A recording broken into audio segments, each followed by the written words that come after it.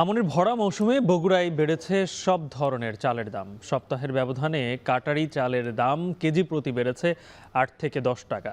বিস্তারিত জানাতে গোদারপাড়া বাজার থেকে যুক্ত হচ্ছেন রাজীব সেলিম।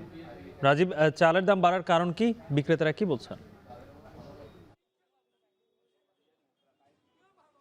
গালিব, চালের দাম অস্বাভাবিকভাবে বৃদ্ধি পেয়েছে আসলে চিকন জাতের যে চালগুলো রয়েছে, আর মোটা জাতের যে চাল রয়েছে সেগুলোতে এখনো খুব একটা প্রভাব পড়েনি। তবে ৫০ পয়সা থেকে ২ টাকা পর্যন্ত কেজি প্রতি বেড়েছে আমাদের মোটা জাতের এই আমন মৌসুমে যে চালগুলো উঠেছে। আমরা ব্যবসায়ীদের সাথে কথা বলেছি। খুচরা ব্যবসায়ী যারা রয়েছেন তারা বলছেন যে যারা মিলার রয়েছেন, মিল মালিক এবং মজুদদার যারা রয়েছেন, তাছাড়া কর্পোরেট কোম্পানিগুলো কৃষকের কাছ থেকে ধান নেয়া মাত্রই আসলে ধানের দাম বৃদ্ধি পেয়েছে। চালের দাম সে কারণেই বৃদ্ধি পেয়েছে। গেল ১ মাস আগে অগ্রহায়ণ মাসে যখন ধান একেবারে পেকেছে তখন থেকেই কাটা শুরু হয়েছে এবং পরবর্তী ১ মাস অর্থাৎ মাঘ মাসের এখন পর্যন্ত আসার পরে কৃষকের ঘরে এখন আর কোনো ধান নেই। কৃষক গোলায় ধান তুলেছে এবং সেগুলো বিক্রি করেছে। এখন এই ধান এবং চাল রয়েছে কর্পোরেট হাউসগুলো এবং মিলারদের কাছে। তারা কৃষকের কাছ থেকে ধান নিয়ে নেওয়ার পরই আসলে ইচ্ছা মতো দাম বাড়ানো শুরু করেছেন। এটি জানাচ্ছিলেন আমাদেরকে খুচরা ব্যবসায়ী যারা রয়েছে।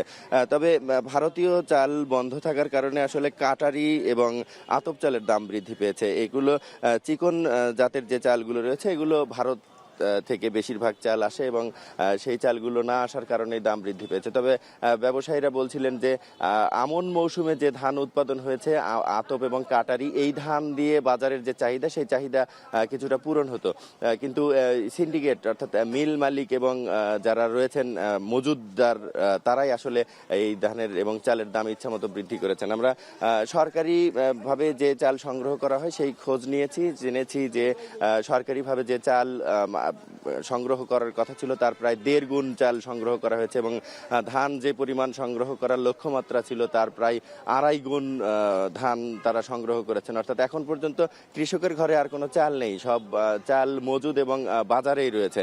এই কারণেই চালের দাম বৃদ্ধি পেয়েছে। আমরা ক্রেতাদের সাথে কথা বলেছি, ক্রেতারা বলছেন আমরা এখন যে জায়গাটিতে রয়েছে এটি মূলত পাইকারি বাজার। এখানে যে ক্রেতারা আসেন তারা খুচরা ব্যবসায়ী। তারা বলছেন যে এখান থেকে কাটারি এবং আতপ চাল কিনে নিয়ে গিয়ে বিক্রি করতে করতে একেবারে শেষ সময়ে যখন আবারও চাল কিনতে এসেছেন তখন দেখেছেন একেবারে আকাশ পাতাল একটি ব্যবধান হয়েছে। যেমন কাটারিতে প্রায় ৭০০ থেকে ৮০০ টাকা বৃদ্ধি পেয়েছে প্রতি বস্তাতে। আতপ চালেও ঠিক একইভাবে দাম বেড়েছে।